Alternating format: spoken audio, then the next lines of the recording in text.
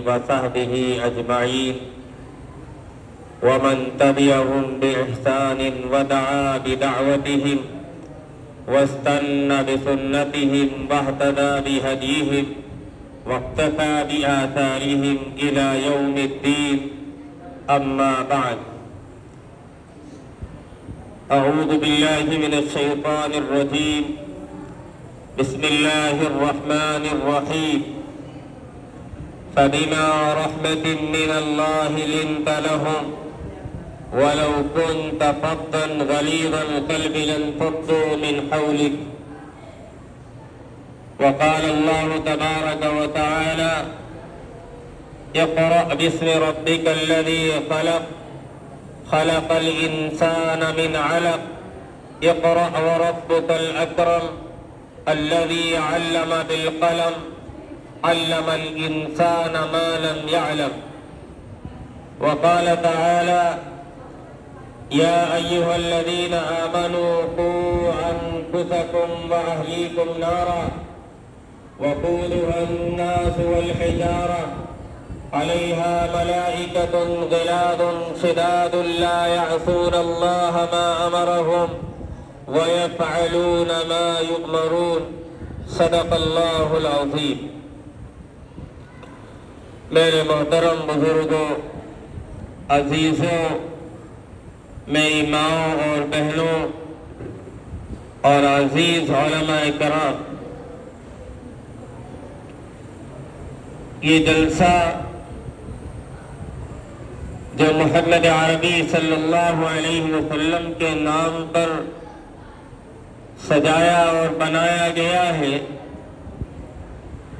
آپ صلی اللہ علیہ وسلم کے تعلق سے اور آپ کی سیرت سے متعلق بہت سارے پہلو آپ حضرات کے سامنے آئے، اور امید ہے اللہ کی ذات سے کہ ان پہلوؤں پر انشاءاللہ عمل کیا جائے گا، اور مزید جو باتیں آئیں گی ان کو ہم اپنے دلوں پر نقش کر کر اس کے مطابق عمل کرنے کی کوشش کریں گے۔ سب سے پہلی اور بنیادی چیز یہ کہ جب محمد عربی صلی اللہ علیہ وسلم دنیا میں تشریف لائے تھے تو حالات بہت پرخطر تھے، ہم اور آپ سنتے چلے آئے ہیں۔ حالات پرخطر ہونے کی وجہ یہ ہے کہ عیسیٰ علیہ السلام کو جب آسمان پر اٹھا لیا گیا اور کوئی اس وقفے اور اس درمیان نبی نہیں آیا تو زمین میں ظاہر بات ہے فساد کا اور بگاڑ کا ہونا عام بات ہے۔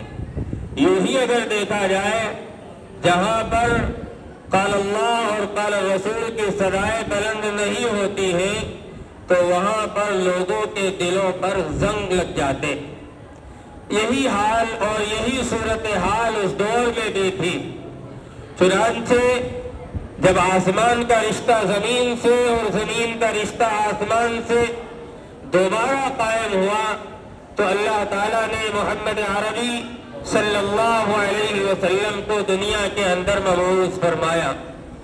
جب آپ صلی اللہ علیہ وسلم دنیا میں تشریف لائے تو ابھی آپ پیدا نہیں ہوئے تھے، مادر رحم میں تھے کہ آپ یتیم ہو گئے۔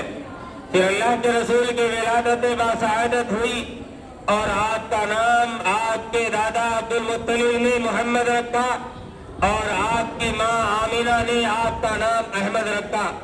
دونوں نام بڑے ہی قابل ستائش تھے، اس لیے کہ ایک میں ہے کہ آپ کی خوب زیادہ تعریف کی جائے گی اور ایک میں ہے کہ آپ خوب تعریف کریں گے۔ دونوں اعتبار سے نام بہت فٹ تھے اور اللہ کے رسول صلی اللہ علیہ وسلم نے ہو اپنے نام کو لے کر اس چیز کو زندہ کیا، ان لوگوں نے دیکھا۔ پھر جب اللہ کے رسول صلی اللہ علیہ وسلم کے ولادت ہوئی، نام کا انتخاب ہوا، ادھر اللہ کے رسول صلی اللہ علیہ وسلم کی عمر مبارک ابھی 6 سال کی صحیح طور پر نہیں ہوئی تھی کہ آپ کی والدہ کا انتقال ہو گیا۔ اس کے بعد پھر آپ کی کفالت آپ کے چچا نے، آپ کے دادا عبد المطلب نے کی۔ عبد المطلب کی عمر 82 سال کی ہوتی ہے اللہ کے رسول صلی اللہ علیہ وسلم 8 سال کے ہوتے ہیں کہ اللہ کے رسول صلی اللہ علیہ وسلم کی 8 سال کی عمر میں دادا کا انتقال ہو جاتا ہے. پھر دادا کے انتقال کے بعد آپ کے چچا ابو طالب آپ کی کفالت کرتے ہیں اور آپ کی کفالت کرتے کرتے جب اللہ کے رسول صلی اللہ علیہ وسلم کی عمر مبارک 13 سال ہوتی ہے تو آپ کے چچا ابو طالب آپ کو لے کر شام کا سفر کرتے ہیں تجارت کے غرض سے. وہاں بہت سارے واقعات پیش آتے ہیں. پھر جب وہاں سے چچا ابو طالب آپ کو لے کر آتے ہیں, اللہ کے رسول صلی اللہ علیہ وسلم کی صداقت, آپ کی امانت, آپ کی دیانت کا چرچا پورے مکے کے اندر ہو جاتا ہے.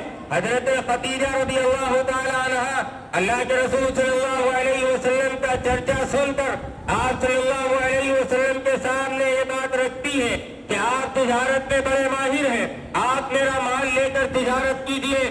اللہ کے رسول صلی اللہ علیہ وسلم حضرت خدیجہ کا مال لے کر دوسری مرتبہ شام کا سفر کرتے ہیں اور پھر اس شام کے سفر میں اتنی مبارک ہستی ہے کہ اللہ تعالیٰ کی طرف سے اتنی برکات ظہور ہوتی ہے کہ آپ کا مال چند لمحات میں فروخت ہو جاتا ہے اور بڑے ہی مال کے ساتھ, بڑے ہی تجارت کے نفع کے ساتھ آپ واپس آتے ہیں.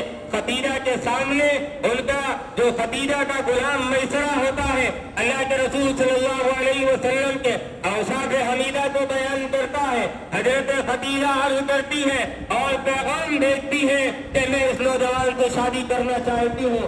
اللہ کے رسول صلی اللہ علیہ وسلم اپنے چچا ابو طالب کے اشارے پر اس پیغام کو قبول کرتے ہیں. اللہ کے رسول صلی اللہ علیہ وسلم کا نکاح 25 سال کی عمر میں ہوتا ہے. حضرت خدیجہ بیوہ ہے, 40 سال کی عمر ہے, یہ 25 سال کا مرحلہ ہے. اس کے بعد پھر اور آگے بڑھیے, میں مختصراً آپ کو لے جا رہا ہوں اس سیرت سے اور آگے. اللہ کے رسول صلی اللہ علیہ وسلم کے عمر مبارک 35 سال کی ہوتی ہے. پھر جب حجر اسود رکھنے کی باری آتی ہے اس میں لڑائی جھگڑے کی نوبت آ جاتی ہے. ہر قبیلے والا یہ چاہتا ہے کہ حجر اسود کو اٹھا کر میں اپنے ہاتھ سے رکھوں. پھر اس میں ایک سازش بنایا جاتا ہے, ایک حکم بنایا جاتا ہے کہ جو یہ فیصلہ کر دیں گے ان کے فیصلے کو قبول کر لیا جائے گا. چنانچہ یہ فیصلہ طے ہوتا ہے کہ مسجد حرام کے اندر جو شخص سے پہلے داخل ہوگا وہ حجر اسود کو اٹھا کر اپنے ہاتھ سے رکھے گا. اللہ کے رسول صلی اللہ علیہ وسلم مسجد حرام میں سب سے پہلے پہنچتے ہیں اور پھر فیصلہ جو دیا گیا تھا کہ جو پہلے حاضر ہوگا وہ حجر اسود کو رکھے گا. اللہ کے رسول صلی اللہ علیہ وسلم لوگوں کو جنگ و جدال سے بچاتے ہوئے یہ عرض کرتے ہیں آپ صلی اللہ علیہ وسلم کہ ایک چادر لائی جائے. چادر لائی جاتی ہے, چادر کو بچھایا جاتا ہے. پھر اللہ کے رسول صلی اللہ علیہ وسلم اپنے دست مبارک سے حجر اسود کو اٹھاتے ہیں اور پھر اس چادر پر رکھ دیتے ہیں. تمام قبائل کے لوگوں کو, تمام سرداروں نے مکہ کو کہا جاتا ہے کہ ہر ایک اس کے چادر کے کولے کو پکڑے اور جہاں پر حجر اسود رکھا جائے گا وہاں پر لے چلے. چنانچہ سب لوگ مل کر چادر کو اٹھاتے ہیں اور پھر اس جگہ پر لے جاتے ہیں جہاں پر آج حجر اسود رکھا ہوا ہے. جب وہاں پہنچتے ہیں اللہ کے رسول صلی اللہ علیہ وسلم اپنے ہاتھوں سے, اپنے دست مبارک سے حجر اسود کو اٹھاتے ہیں اور پھر اس کی جگہ پر رکھ دیتے ہیں. اس طرح سے جو بڑی قریشیاں ہونے والی تھی, جو بڑا فساد مچنے والا تھا, اللہ کے رسول صلی اللہ علیہ وسلم لوگوں کو بچا دیتے ہیں. اس کے بعد پھر اور آگے بڑھیے, جناب محمد الرسول اللہ صلی اللہ علیہ وسلم اپنے دادا عبد المطلب کے ساتھ غار ہیرا کے اندر جایا کرتے تھے. جس طرح آپ کے دادا عبد المطلب وہاں جاتے تھے اسی طرح اللہ کے رسول صلی اللہ علیہ وسلم غار ہیرا اپنے دادا کے ساتھ جایا کرتے تھے. اس لیے آپ کو بڑی محبت ہو گئی تھی غار ہیرا سے. جب آپ پر وحی کا نزول ہونا تھا اس سے پہلے اللہ کے رسول صلی اللہ علیہ وسلم غار ہیرا کے اندر تشریف فرما ہے اور پھر اس سے پہلے اللہ کے رسول صلی اللہ علیہ وسلم کی عمر مبارک جب 40 سال کی ہوتی ہے اللہ کی طرف سے سچے خواب آنا شروع ہو جاتے ہیں. اللہ کے رسول صلی اللہ علیہ وسلم رات میں جو خواب دیکھتے ہیں وہ महूओं की सुबह पेश आ जाती है तो आप सल्लल्लाहु अलैहि वसल्लम गारे हीरा के अंदर मौजूद है। जब आज की उम्र मुबारक 40 साल 6 महीने की होती है, हजरत जिब्रील अमीन आपके पास तशरीफ लाते हैं और कहते हैं ए मोहम्मद पढ़िए। अल्लाह के रसूल से कहते हैं हजरत जिब्रील अमीन पढ़िए। अल्लाह के रसूल सल्लल्लाहु अलैहि वसल्लम जिब्रील अमीन से अर्ज करते हैं माना बेकारी, मैं पढ़ा हुआ नहीं हूँ, मैं कैसे पढ़ सकता हूँ। इसी तरीके से मामला चलता है। तीन मराहिल ऐसे गुजरते हैं। अल्लाह के रसूल को हजरत जिब्रील दबोचते हैं और दबोचने की वजह यह है कि जो नूरानी सिफत हजरत जिब्रील की सीने में मौजूद है वो अल्लाह के रसूल सल्लल्लाहु अलैहि वसल्लम के अंदर मुंतकिल हो जाए। चुनांचे हजरत जिब्रील अमीन शुरू करते हैं इक़रा बिस्मि रब्बिकल लज़ी खलक़ खलक़ल इंसान मिन अलक़ इक़रा रब्बुकल अकरम अल्लज़ी अल्लम बिल क़लम अल्लमल इंसान मा लम यअलम। ये 5 आयतें अल्लाह के रसूल सल्लल्लाहु अलैहि वसल्लम के सामने जिब्रील अमीन पढ़ते हैं। अल्लाह के रसूल सल्लल्लाहु अलैहि वसल्लम उसका इआदा फरमाते हैं। यहीं से अल्लाह के रसूल सल्लल्लाहु अलैहि वसल्लम को नबी बनाया जाता है। आप सल्लल्लाहु अलैहि वसल्लम इन आयात को लेकर मक्का मुकर्रमा फिर वापस आते हैं, अपने घर हजरत खदीजा के यहाँ आते हैं और कहते हैं ए खदीजा मुझे चादर उड़ा दो, मुझे कमली उड़ा दो, इसलिए कि मैं अपने आप पर थकन महसूस कर रहा हूँ। हजरत खदीजा अर्ज करती है अल्लाह के रसूल आपको हुआ क्या। अल्लाह के रसूल सल्लल्लाहु अलैहि वसल्लम जो वाक़िया गारे हीरा के अंदर पेश आता है पूरा बयान करते हैं। हजरत खदीजा अल्लाह के रसूल को इत्मीनान दिलाती है खुदा की कसम अल्लाह ताला आपको ज़ाया नहीं कर सकता, अल्लाह आपको रुसवा नहीं कर सकता, इसलिए कि आप मेहमान नवाजी करते हैं, लोगों के काम आते हैं, लोगों की मदद करते हैं, यतीमों का सहारा बनते हैं, इसलिए अल्लाह आपको कभी ज़ाया नहीं करेगा। उसके बाद जब अल्लाह के रसूल सल्लल्लाहु अलैहि वसल्लम को ये आयत दी जाती है, अल्लाह के रसूल सल्लल्लाहु अलैहि वसल्लम अपनी दावत का आगाज करते हैं, अपने मिशन को फैलाना शुरू कर देते हैं और चुपके चुपके आप ईमान की दावत देते हैं। ईमान की दावत देने पर चंद अफराद ईमान के अंदर दाखिल होते हैं। हजरत अबू बकर, हजरत खदीजा, हजरत अली, हजरत ज़ैद इब्न हारिसा, हजरत बिलाल, ये लोग ईमान के अंदर दाखिल होते हैं और जब ईमान में दाखिल होते हैं तो इनके लिए जनाब मुहम्मद रसूलुल्लाह सल्लल्लाहु अलैहि वसल्लम मक्के से बाहर हजरत अरकम रज़ियल्लाहु अन्हु के घर का इंतखाब फरमाते हैं, जहाँ पर सहाबी जो ईमान के दायरे में दाखिल होता था अपने आप को दारे अरकम के हवाले कर देता था। जनाब मुहम्मद रसूलुल्लाह सल्लल्लाहु अलैहि वसल्लम वहाँ पर उन साहिब ईमान को ईमान की दावत देते, ईमान सिखाते, इस्लाम सिखाते, कुरान मजीद सिखाते। तो जब अल्लाह के रसूल सल्लल्लाहु अलैहि वसल्लम को पढ़ने का हुक्म दिया गया तो उसके लिए कोई मदरसा भी तो होना चाहिए था, कोई जगह भी तो होनी चाहिए थी। सबसे पहले अल्लाह के रसूल सल्लल्लाहु अलैहि वसल्लम ने मक्का मुकर्रमा में दारे अरकम का इंतखाब फरमाया। फिर पूरे हालात आते हैं, मक्का छोड़कर मदीना मुनव्वरा का रुख किया जाता है। 13 साल आप सल्लल्लाहु अलैहि वसल्लम सख्तियों को बर्दाश्त करते हैं। सहाबा इकराम जो सख्तियों को बर्दाश्त कर रहे हैं, जुल्म सितम को बर्दाश्त कर रहे हैं, और जुल्म सितम बर्दाश्त करने वालों में से एक बिलाल हबशी भी होता है। वो बिलाल हबशी जब वो कहता है अल्लाह सबसे बड़ा है, मैं इस बात की गवाही देता हूँ कि अल्लाह से बड़ी कोई जात नहीं है और मोहम्मद रसूलुल्लाह सल्लल्लाहु अलैहि वसल्लम ये आखिरी नबी है, हम इनको नबी तस्लीम करते हैं। जब ये बात कहते हैं तो हजरत बिलाल हबशी को बहुत सताया जाता है और सबसे बड़ा जुल्म तो ये किया जाता है कि बिलाल हबशी वो गुलाम थे, हबशी थे, सियाफान इंसान थे, उनको मक्के के अंदर दाखिल नहीं होने दिया जाता, खाने काबा के अंदर दाखिल नहीं होने दिया जा रहा था।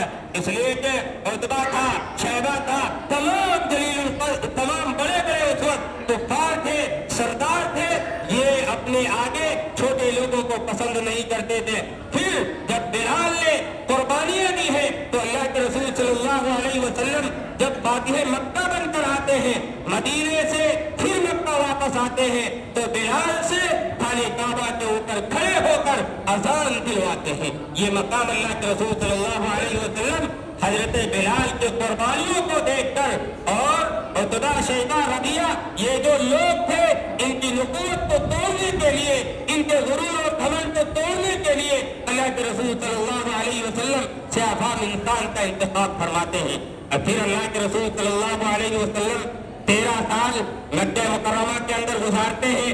مکہ مکرمہ میں گزارنے کے بعد جب ظلم و زیادتی حد سے بڑھ جاتی ہے تو اللہ کی طرف سے آپ کو حکم ہوتا ہے کہ محمد اب آپ مکہ چھوڑ کر مدینہ منورہ رخصت ہو جائیے. جیسا کہ بھی اشعار کے اندر پڑھا گیا اللہ کے رسول صلی اللہ علیہ وسلم کے اوپر جب اللہ کی طرف سے یہ حکم ہوتا ہے کہ آپ مکہ چھوڑ کر مدینہ چلے جائیے ہجرت کر جائیے تو اللہ کے رسول صلی اللہ علیہ وسلم اپنے یار غار حضرت ابوبکر صدیق سے مشورہ کرتے ہیں کہ ایسا اللہ کی طرف سے حکم ہوا ہے کیا کیا جائے.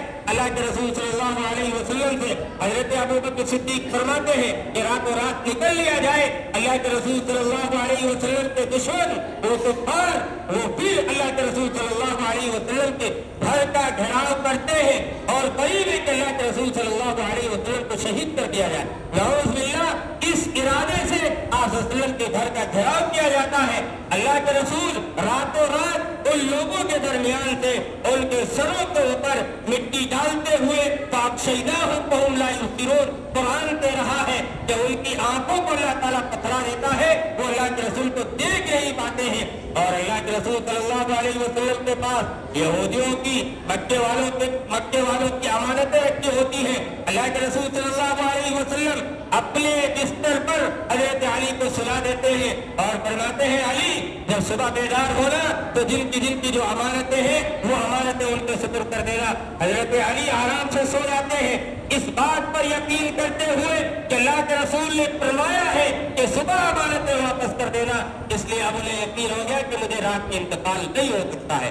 حضرت علی رضی اللہ عنہ صبح جب اٹھتے ہیں یہ کفار جو گھر کا گھیراؤ کیے ہوئے ہیں اللہ کے رسول صلی اللہ علیہ وسلم کو نہ پا کر آگ بگولا ہو جاتے ہیں. پھر آپ وسلم کا پیچھا کیا جاتا ہے.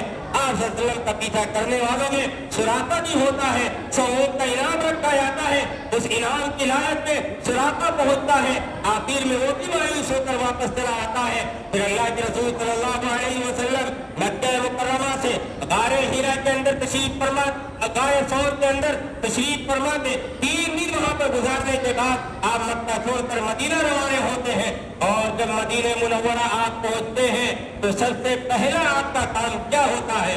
آپ صلی اللہ علیہ وسلم کا پہلا کام یہ ہوتا ہے کہ آپ صلی اللہ علیہ وسلم مسجد کی تعمیر کی فکر کرتے ہیں اور حضرت ابوبکر صدیق سے عرض کرتے ہیں اے میرے یار غار جاؤ دیکھو کہیں پر کوئی زمین مل جائے تو پہلے مسجد کا قیام کیا جائے. حضرت ابوبکر صدیق فرماتے ہیں کہ میں جاتا ہوں تو یتیم بچوں کی زمین ملتی ہے اور پھر اس جگہ پر مسجد نبوی تعمیر کی جاتی ہے. پھر مسجد نبوی سے متصل جناب محمد رسول اللہ صلی اللہ علیہ وسلم جس طرح مکے میں دار ارقم کا انتخاب کیا تعلیم کے لیے اسی طرح مدینہ منورہ میں صوبہ نبوی کا انتخاب کیا اللہ کے رسول صلی اللہ علیہ وسلم نے. تو آپ نے مکے میں مدرسے کا قیام کیا اور پھر جب مسجد نبوی آپ پہنچے مدینہ منورہ پہنچے تو صوبہ نبوی کا اہتمام آپ نے صوبہ نبوی کا انتخاب فرمایا اور وہاں پر جو صحابہ کرام ایمان کے اندر داخل ہوتے تھے آپ صلی اللہ علیہ وسلم انہیں قرآن سکھاتے تھے انہیں ایمان سکھاتے تھے تمام چیزیں اسلام کے متعلق ان کو سکھائی جاتی تھی. اس اعتبار سے جو اللہ کے رسول کو پہلا حکم دیا گیا وہ پڑھنے کا حکم دیا گیا. اس کے لیے مکہ میں بھی آپ نے انتخاب فرمایا مدینے کے اندر بھی آپ نے انتخاب فرمایا. آج امت مسلمہ بیدار نہیں ہے اپنے اقرا سے. اس کو سبق لینا چاہیے کہ جو لفظ اقرا اس امت کو دیا گیا تھا آج اس لفظ اقرا سے فائدہ کون اٹھا رہا ہے؟ یہود اٹھا رہے ہیں نصرانی اٹھا رہے ہیں ہماری برادران قوم سے فائدہ اٹھا رہی ہے لیکن مسلمان آج جاگنے کے لیے تیار نہیں قرآن پڑھنے کے لیے تیار نہیں ہے. یاد رکھو میرے بھائیوں بزرگوں میرے ماں بہنوں یہ جو آپ کو بچے دیے گئے ہیں میرے سرپرست یہاں پر موجود ہے بہت سارے ہیں ماں کی شکل میں ہے باپ کی شکل میں ہے چچا کی شکل میں ہے بھائی اور بہن کی شکل میں یہاں موجود ہے. میں سب کو مخاطب کر کے بات کہہ رہا ہوں کہ اللہ تعالیٰ نے آپ کو کو ذمہ دار بنایا ہے۔ اگر آپ ان بچوں کی دیکھ بھال نہیں کریں گے، ان کی تعلیم کا نظم نہیں کریں گے، ان کے لیے آپ کوشاں نہیں ہوں گے، اپنے مال کو آپ ان کے لیے نہیں کمائیں گے، تو کل قیامت کا جب منظر ہوگا یہ بچے کھڑے ہوں گے اور کہیں گے یہ میرے ابا ہے، یہ میری اماں ہے، جنہوں نے دنیا کے اندر ساری خدمتیں دی، سب کچھ میرے لیے قربان کیا، لیکن دینی تعلیم سے آراستہ نہیں کیا۔ اس وقت میرے بھائیوں بزرگوں کیا ہوگا؟ ہم ہیں، ہمارے اوپر اللہ نے جنت اگر واجب کر دی ہوگی اور ہم نے اپنے بچوں کو دینی تعلیم سے آراستہ نہیں کیا ہوگا تو کل قیامت کے لیے بچے آئیں گے اور ہمارا دامن پکڑ کر ہمیں جہنم رسید کر دیا جائے گا، اور یہ کہنے پر مجبور ہو جائیں گے بچے کہ اللہ زندگی انہوں نے برباد کی تھی۔ اس لیے میرے بھائیوں بزرگوں، اللہ نے ہم کو قرآن کی شکل میں دولت عطا فرمائی ہے، اس سے بڑی کتاب کسی کے پاس نہیں ہے، اس سے بڑا لاہی عمل کسی کے پاس نہیں ہے۔ ہمارے پاس گائیڈ کی کتاب ہے، لاہی عمل ہمارے پاس ہے، اگر ہم اس کے ذریعے چاہیں تو اپنے آپ کو بہت منازل طے کرتے ہوئے بلندیوں تک پہنچا سکتے ہیں، اور اگر اس سے وابستہ نہ ہوئے تو اپنے آپ کو پارے مذلت سے ہم دھکیل دیں گے۔ یہ تو ایک الگ چیز ہے کہ آج ہمارے اور آج کا ماحول کیا ہے کہ ہم دنیاوی تعلیم کو بڑی اہمیت دیتے ہیں۔ آپ دیجئے، دنیاوی تعلیم وقت کی ضرورت ہے، وقت کا تقاضا ہے، لیکن محمد عربی صلی اللہ علیہ وسلم جو پیغام لے کر آئے پہلے اس سے اپنے آپ کو آراستہ کیجیے۔ یہ تو ایک ضرورت کی چیز ہے، ہندی سیکھنا، انگریزی سیکھنا، سائنس سیکھنا، دیگر علوم کا سیکھنا، یہ ایک ضرورت کی چیز ہے، جب ضرورت ہوگی ہم اس کو سیکھ لیں گے۔ آج ضرورت پہلے قرآن کی ہے، پہلے اپنے گھر میں ایمان کو زندہ کیا جائے۔ آج ہمارے اور آپ کے سامنے کیسے حالات ہیں، ہم اور آپ دیکھ رہے ہیں کہ ہماری بہن، ہماری ماں، ہماری بچیاں آج تک ارتداد کا شکار ہو رہی ہیں، کوئی کسی غیر مسلم کے ساتھ بھاگا جا رہا ہے، کوئی کسی سے رشتہ جوڑ رہا ہے۔ یہ سب کس چیز کا اثر ہے؟ قرآن چھوڑنے کا اثر ہے، اپنے آپ کو ایمان سے آراستہ نہ کرنے کا سبب ہے۔ آج ساری مذلت پہ یہ امت مسلمہ پڑی ہوئی ہے، اس لیے قرآن ہمیں دیا گیا تھا سیکھنے کے لیے، پڑھنے کے لیے، اس کے مطابق اپنے آپ کو ڈھالنے کے لیے۔ اس لیے ان نونہار بچوں کی زندگی سے کھلواڑ مت کیجیے، ان کے لیے مکاتب کا انتظام ہو، مدارس کا انتظام ہو، انہیں حافظ قرآن بنائیے، انہیں عالم دین بنائیے، ورنہ وہ وقت دور نہیں ہے کہ کچھ سالوں کے بعد آپ دیکھیں گے آپ کو جنازے کی نماز پڑھانے والا کوئی نہیں ملے گا، آپ کے یہاں عبادت کرنے والا کوئی نہیں ملے گا، آپ کے نکاح کے بندھن کو جوڑنے والا کوئی نہیں ملے گا۔ اس لیے اپنی زبان پر کیا کہا جائے، کیا کیا آپ سے بیان کیا جائے۔ آج ہمارا اور آپ کا حال یہ ہے کہ جب بچہ پیدا ہوتا ہے، چھوٹا ہوتا ہے، معصوم ہوتا ہے، سب بھی اپنے اس بات کی طرف متوجہ ہوتی ہے کہ ہم اپنے بچے کو بڑا کالج بھیجیں گے، بڑا کانوینٹ بھیجیں گے، بڑا اسکول بھیجیں گے۔ کسی کو یہ فکر کیوں نہیں لاحق ہوتی کہ میرا معصوم بچہ ہے، جب یہ بولنے کے لائق ہوگا، پڑھنے کے لائق ہوگا تو میں اس کو مدرسہ بھیجوں گا، حافظ قرآن بناؤں گا، عالم دین بناؤں گا۔ اس طرح کی نیت کیجیے۔ اللہ کے رسول صلی اللہ علیہ وسلم کے زمانے کے واقعات موجود ہیں۔ میں نے بتا دیا کہ آپ نے دائیں ارکن کا انتخاب مکی زندگی میں کیا، مدنی زندگی میں صحبہ نبوی کا انتخاب کیا، اور پھر جب یہ صحابیات نے اللہ کے رسول صلی اللہ علیہ وسلم سے عرض کیا کہ اللہ کے رسول صلی اللہ علیہ وسلم، ہم عورتوں کا کیا قصور، ہم عورتوں کا کیا قصور ہے کہ آپ مرد حضرات کو تعلیم دیتے ہیں، مرد حضرات کو ساری چیزیں بتاتے ہیں، لیکن خواتین کا کیا قصور ہے کہ آپ کچھ نہیں انہیں بتاتے، ساری اسلامی چیزوں سے آپ انہیں محروم رکھ رہے ہیں۔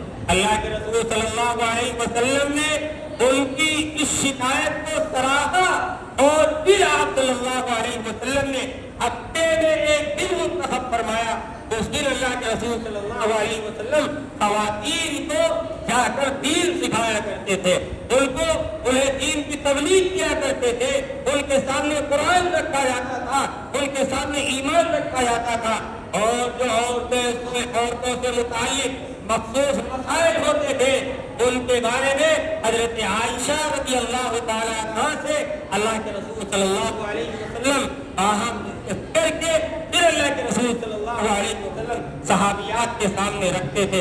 اسی طریقے سے آج جو مادیت کے دور میں دیگر تعلیم کے پیچھے ہم لگے ہوئے ہیں، آپ سے میں سوال کرتا ہوں کہ آج آپ یہ بتائیے کہ کتنے ایسے ڈگری ہولڈر ہیں جن کو نوکریاں مل گئی ہو۔ آج تو میں اپنی آنکھوں سے دیکھ رہا ہوں کہ بڑی بڑی ڈگریاں ان کے پاس ہیں، رکشہ چلانے پہ وہ مجبور، وہ دوسری کام انجام دینے پہ وہ مجبور، وہ نوکری تو چھوڑ دیجیے، پرائیویٹ نوکر بننے کے لیے تیار ہے اور گھناؤنے کام کرنے کے لیے تیار ہے، گھٹیا کام کرنے کے لیے تیار ہے۔ ایسی ڈگریوں سے کوئی فائدہ ہے؟ لیکن اللہ کی ذات آپ دیکھیے کہ جو بھی عالم بن گیا، جو بھی حافظ بن گیا، آپ اس کو ضائع ہوتے ہوئے نہیں دیکھ رہے ہوں گے۔ وہ کسی مدرسے سے وابستہ ہے، کسی مسجد سے وابستہ ہے، کسی مکتب سے وابستہ ہے، اور جتنی خوشحالی کی زندگی اس عالم کی، اس حافظ کی گزر رہی ہے، کسی دوسرے کی نہیں گزر رہی ہے۔ یہ ہمارا اور آپ کا عین مشاہدہ ہے، ہم اور آپ اپنی آنکھوں سے دیکھ رہے ہیں۔ اس لیے میرے بھائیوں بزرگوں، اللہ کے رسول صلی اللہ علیہ وسلم کا جو سب سے پہلا اور بنیادی جو مقصد تھا اللہ کے بھیجنے کا، اس کے بارے میں بہت سارے مقاصد ہیں۔ وَيُزَكِّيهِمْ یتلو علیہم آیاتی، قرآن مجید کی تلاوت، آیات کی تلاوت، تذکیہ، سب سے بنیادی یہی چیز ہے جو اللہ کے رسول کو دی گئی تھی، اور پہلی وہی جو ہمیں اور آپ کو دی گئی ہے۔ اگر ہم چاہتے ہیں کہ ہمارا معاشرہ اچھا ہو جائے، ہم سب اچھے ہو جائے، ہمارا شہر اچھا ہو جائے، ہمارا کنبہ، قبیلہ، خاندان اچھا ہو جائے، تو سب سے پہلے اپنے آپ کو اللہ کے رسول صلی اللہ علیہ وسلم سے اور قرآن مقدس سے آپ جوڑ دیجیے۔ ورنہ جیسا کہ باتیں کہی گئی کہ اگر ہم رسومات پہ پڑ گئے، ہم خرافات پہ پڑ گئے، اور ہم نے ظاہر میں عشق نبی ہونے کا دعویٰ کیا، باطن میں ہمارے عشق نبی نہیں آیا، تو کوئی فائدہ نہیں ہے۔ پھر ایسے ایمان سے کوئی فائدہ نہیں، یہ تو لا حاصل چیز ہوگی۔ پھر وہ منظر یاد کیجیے جس کو قرآن نے کہا ہے کہ جب انسان قیامت کے دن اپنے اعمال کو دیکھے گا، اپنے رجسٹر کو دیکھے گا، تو وہ کیا کہے گا؟ رب ارجعونی لعلی اعمل صالحا فیما ترکت۔ اے اللہ تو یہ دنیا کے اندر دوبارہ بھیج دے تاکہ میں نیک اعمال کروں۔ اس وقت اللہ کیا کہے گا؟ کلا انہا کلمۃ ہوا قائلوہا۔ یہ ہو ہی نہیں سکتا کہ اب تم کو دوبارہ دنیا کے اندر بھیجا جائے اور تم نیک اعمال کرو۔ اس لیے اگر ہم اپنے آپ کو جہنم سے بچانا چاہتے ہیں، اپنی آل و اولاد کو جہنم سے بچانا چاہتے ہیں، تو سب سے پہلی چیز آپ اپنے آپ کو، اپنی اولاد کو علم سے آراستہ کر دیجیے، اس کی زندگی انشاءاللہ بن جائے گی۔ ورنہ قرآن کیا کہہ رہا ہے؟ یا ایھا الذین آمنوا قوا انفسکم واہلیکم نارا۔ اے ایمان والو، اپنے آپ کو اور اپنے گھر والوں کو جہنم کی آگ سے بچاؤ۔ وقودھا الناس والحجارہ، لوگوں اور پتھروں سے اس جہنم کی آگ کو دہکایا جائے گا۔ اس وقت کیا بنے گا ہمارا اور آپ کا؟ اس لیے میرے بھائیوں، بزرگوں، عزیزوں، سیرت کو اپنا لیجیے، اللہ کے رسول کی صورت کو اپنا لیجیے، اور قرآن مجید اپنے گھروں کے اندر زندہ کیجیے۔ قرآن مجید کی چاہے ایک آیت اور ایک سورت ہی کیوں نہ ہو، اپنے گھر میں ضرور پڑھیے۔ گھروں کو ویران مت بنائیے، گھروں کو قبرستان مت بنائیے، گھروں کو آباد کیجیے قرآن سے، گھروں کو آباد کیجیے نماز سے، گھروں کو آباد کیجیے ذکر و اذکار سے، اور آقا نامدار محمد عربی صلی اللہ علیہ وسلم پر کثرت سے درود کا اہتمام کیجیے۔ اور یہ جو مجمع اللہ کے رسول صلی اللہ علیہ وسلم کی یاد میں آیا ہے، جمع ہے، اس پورے مجمع سے میں اپنی ماؤں اور بہنوں سب کو مخاطب کر کے بات کہوں گا کہ سب سے پہلی چیز یہ کہ اپنے آپ کو نماز کا پابند بنائیے، اپنے آپ کو نماز کا پابند بنائیے۔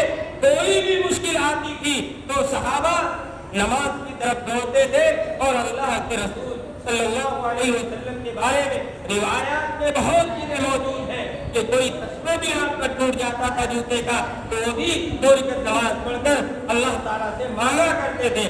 اس لیے ہمیں مانگنے کا ہتھیار دیا گیا ہے، ہم سب مل کر اللہ تعالیٰ سے مانگیں گے نماز کے ذریعے۔ اسی طرح میں نے ایک آخری بات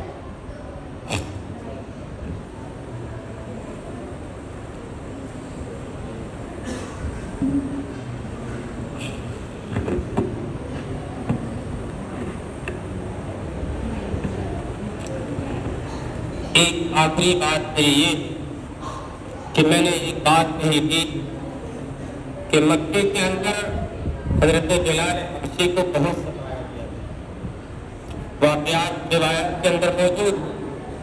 اللہ کے رسول صلی اللہ علیہ وسلم نے مقام عطا فرمایا کہ جب بلال حبشی مکے کے اندر موجود ہیں اور آپ صلی اللہ علیہ وسلم مدینہ منورہ سے فاتح بن کر آتے ہیں، اذا جاء نصر اللہ، یہ آیت نازل ہوئی، اور انا فتحنا لک فتحا مبینا، فتح مبین آپ کو عطا فرمائے گی۔ تو جب آپ خانہ کعبہ میں تشریف لائے تو آپ کے ارد گرد جیسے یہ بندہ بیٹھا ہوا ہے، ظاہر بات ہے اگر کوئی حاکم ہمارے سامنے آ جائے تو جو نہ آنے والا ہوگا وہ بھی آ جائے گا۔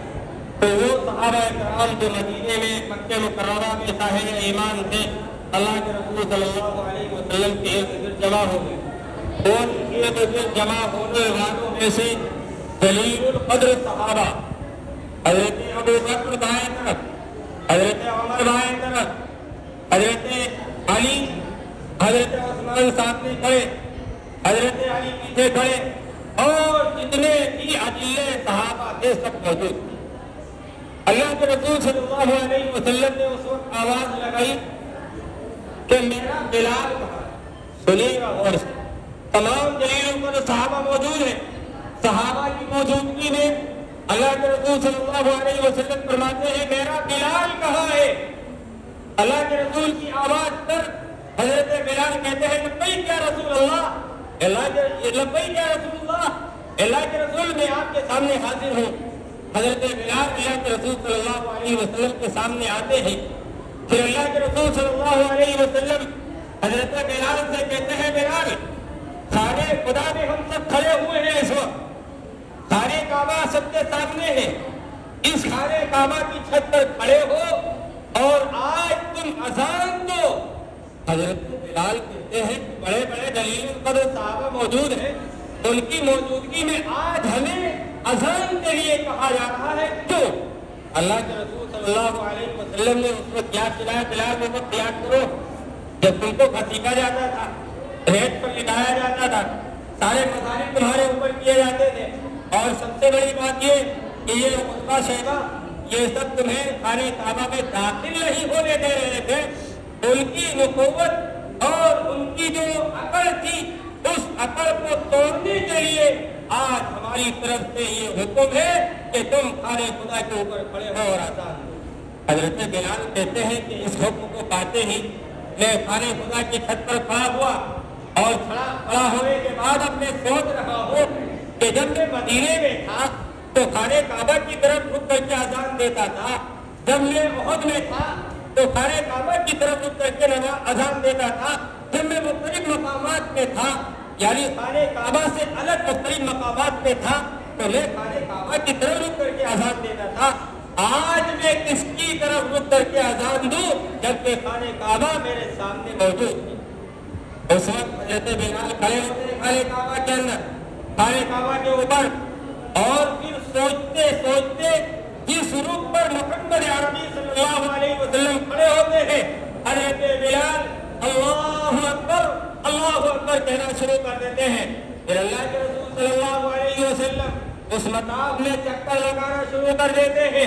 حضرت بلال کہتے ہیں کہ جس طرح اللہ کے رسول صلی اللہ علیہ وسلم گھومتے جاتے ہیں اسی طرح میں بھی اذان کے درمیان گھومتے جاتا ہوں، اور میں یہ کہتا ہوں کہ آج کعبے کا کعبہ جناب محمد رسول اللہ صلی اللہ علیہ وسلم میری آنکھوں کے سامنے۔ یہ مقام اللہ تعالیٰ نے حضرت بلال کو اللہ کے رسول کے ذریعے عطا فرمایا کہ خانہ خدا کے اوپر کھڑے ہو کر حضرت بلال سے اذان دلائی۔ اس کے بعد پھر کیا ہوتا ہے؟ جب اذان ہو جاتی ہے تو نماز کی باری آتی ہے۔ نماز پڑھنے کے لیے اللہ کے رسول صلی اللہ علیہ وسلم خانہ کعبہ کو